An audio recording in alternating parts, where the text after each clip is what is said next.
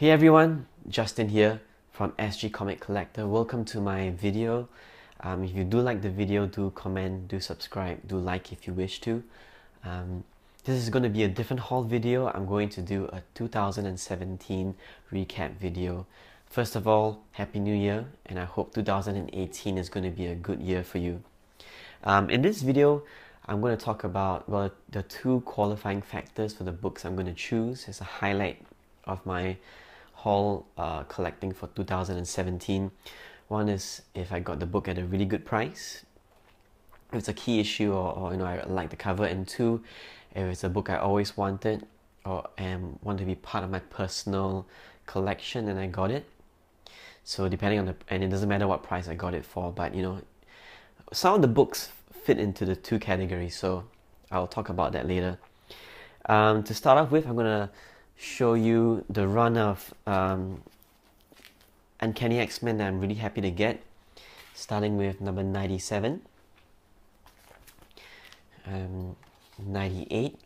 It's not very fair because I'm showing you a run, but these books are, never thought I'll get a whole batch of these books so easily this year, especially in the second half of the year. So, and I won them mostly in auctions. So I'm really happy to get these books for a price that I was willing to pay for.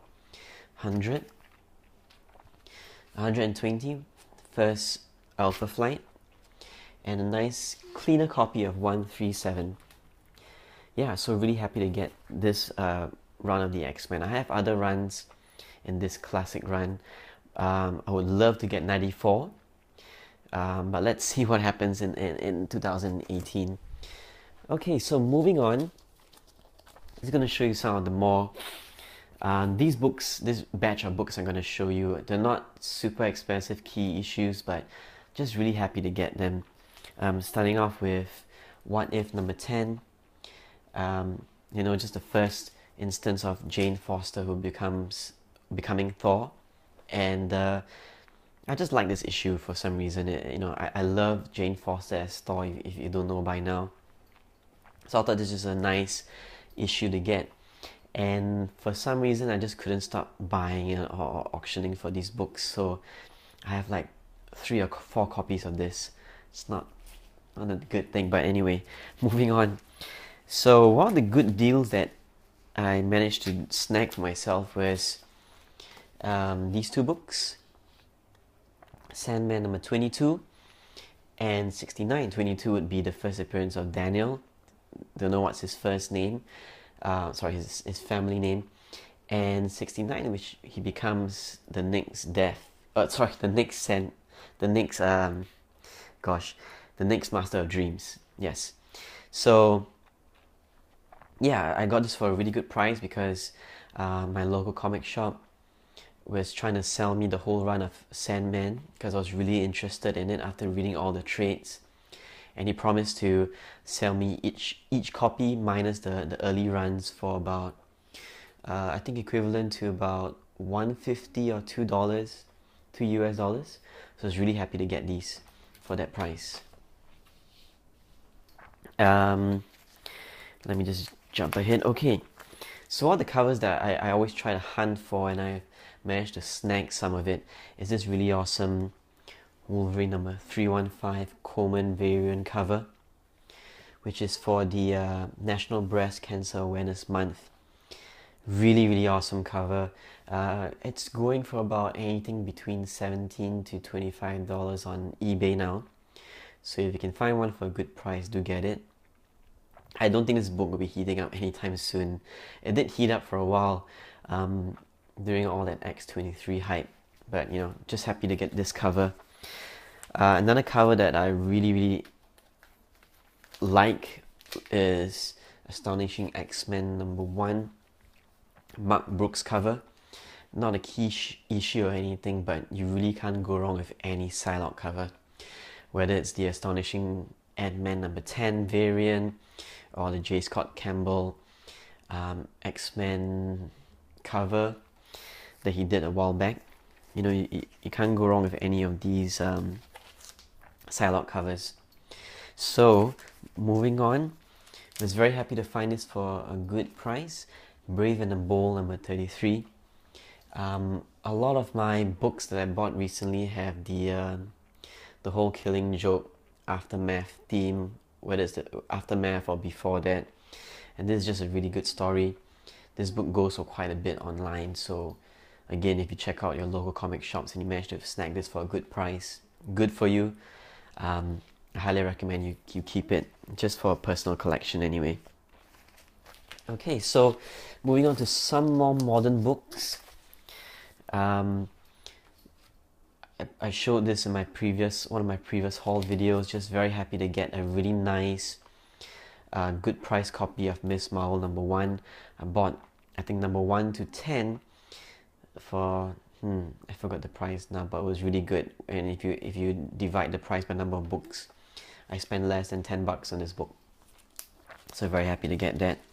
I'm really eagerly waiting for the Kamala Khan Kotobukiya figurine to come out. I think production's been delayed, and I just can't wait to get her statue. I showed this in the previous haul. Very happy to get this finally, Justice League #1. You know, I enjoy anything by Jim Lee. I think his artwork is amazing, it's great. I've been following Jim Lee since I was a teenager. So yeah, happy to get that. Moving on, I have a few copies of this. I snagged one at the beginning of this year and it came signed, hopefully by the artist.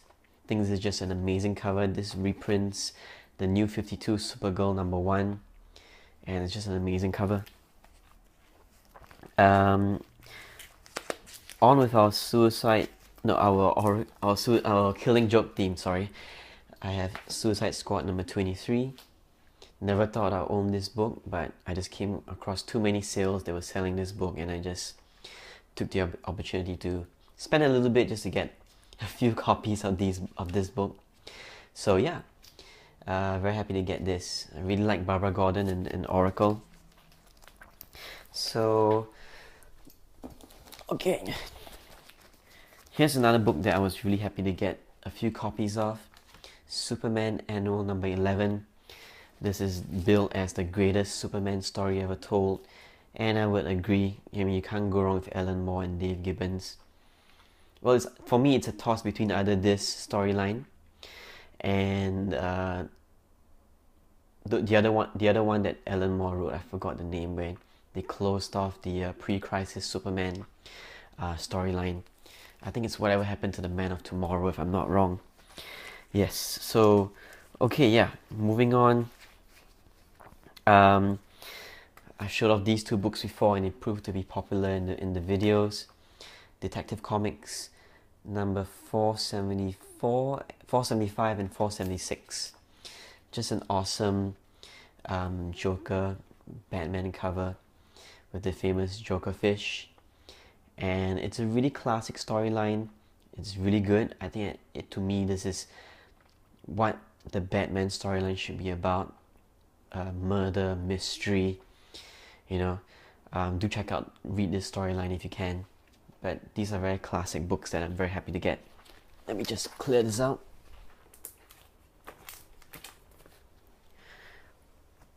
Alright, next batch of books of 2017, and this is the one that started it all for me.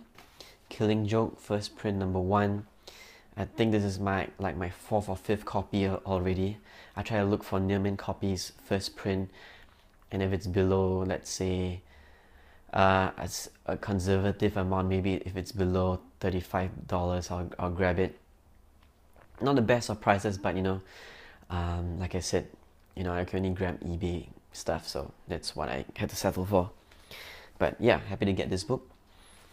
A book that made it to this list very recently, and I gotta give props to Nerd or Fat.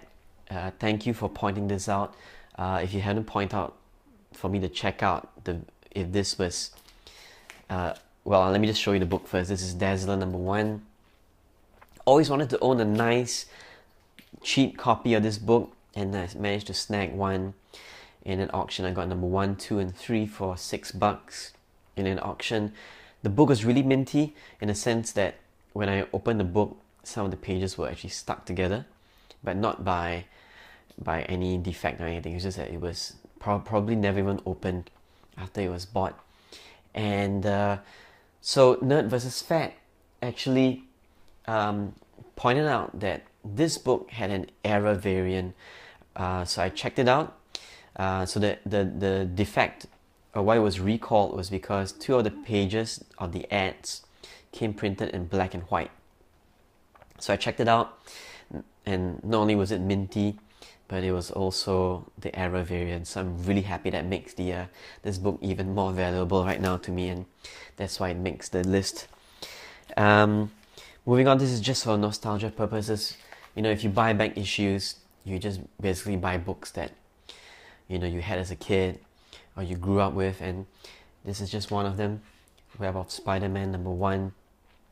You know, back then in the 90s, where every other shop was trying to sell comic books, this used to be a wall book, and I think it's still a wall book. But you know, as a kid, I would look up at the wall and I'll think, wow, this is such an amazing book.